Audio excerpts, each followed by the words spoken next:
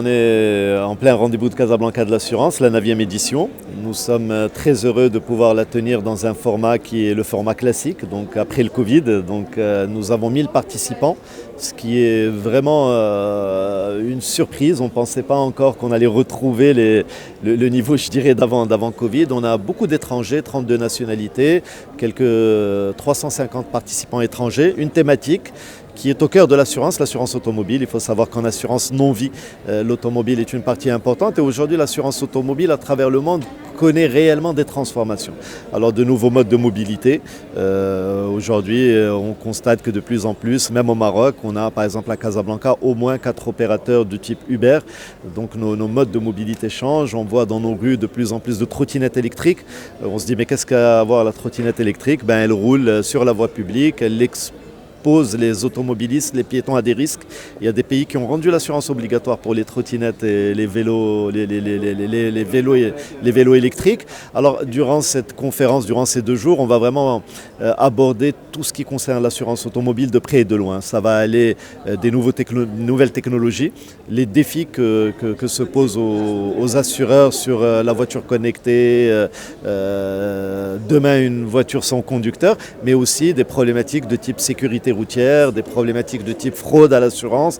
Donc il y a plusieurs panels qui vont se succéder et c'est toujours pour nous un moment important d'écouter nos homologues étrangers, de nous nourrir nous-mêmes et de repartir après ce rendez-vous de Casablanca avec de l'inspiration et essayer d'être meilleur au profit de nos assurés.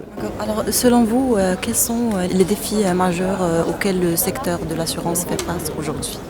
Écoutez, les défis majeurs auxquels fait face notre secteur, alors il y a plusieurs défis. Il y a des défis réglementaires, la réglementation est en train de changer, d'évoluer.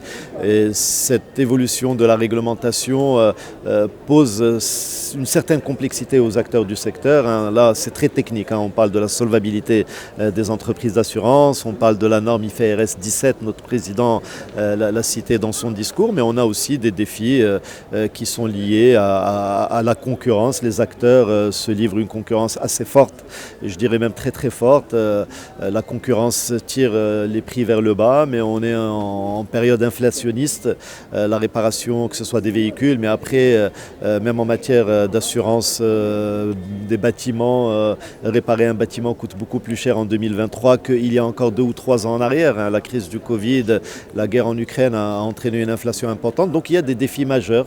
Les assureurs essayent de maintenir leurs prix malgré cette inflation. Est-ce qu'ils pourront le faire encore longtemps ou pas? C'est des vraies questions qui se posent. Le thème de ce rendez-vous de Casablanca, c'est évidemment l'assurance automobile à travers les défis de la mobilité et de l'évolution technologique. Comme vous le savez, l'évolution technologique va faire que l'assurance automobile devra obligatoirement évoluer en termes de garantie, etc. Sachant que dans l'avenir, l'assurance va concerner plus les constructeurs et les concepteurs de logiciels, puisque avec la voiture autonome, on va se retrouver avec un déplacement de la responsabilité. Et tout cela, d'une certaine manière, signifie que nous, autorités de contrôle, pouvoirs publics et les assureurs, nous devons penser l'assurance de demain pour rester compétitifs. Le secteur des assurances, évidemment, les défis auxquels il fait face, c'est évidemment la conjoncture économique qui est extrêmement difficile, à travers évidemment l'inflation qui a des impacts importants, aussi bien sur le marché boursier que sur les obligations, etc. Et donc, c'est une problématique pour nous, autorités de contrôle, qui est centrale. Donc c'est la solvabilité et la solidité des entreprises, elle est au cœur de notre action. Et c'est dans ce but-là que nous travaillons sur la solvabilité basée sur les risques, qui permet de faire face à l'ensemble des risques auxquels les entreprises sont confrontées. Alors, quels sont les projets futurs sur lesquels la CAS... Alors justement, donc on travaille sur le projet de la solvabilité basée sur les risques. Et évidemment, nous avons d'ailleurs récemment mis en place une cellule innovation et InsurTech qui permet effectivement d'aller vers l'innovation et permettre aux InsurTech, pourquoi pas marocaines, de pouvoir se développer et d'apporter de la valeur ajoutée. Puisque dans le futur, la digitalisation va transformer en profondeur le marché des assurances au Maroc.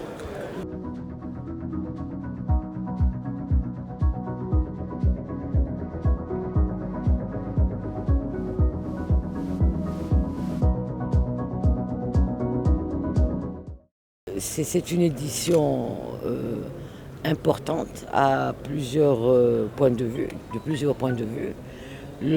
La thématique la plus importante qui va être discutée durant ces jours, c'est l'innovation technologique en relation avec l'assurance automobile. Et comme vous le savez, c'est très important de voir un peu que permettent les innovations technologiques au développement du produit assurance automobile. Nous, en tant que ministère de l'économie et des finances, bien sûr, nous sommes intéressés par nous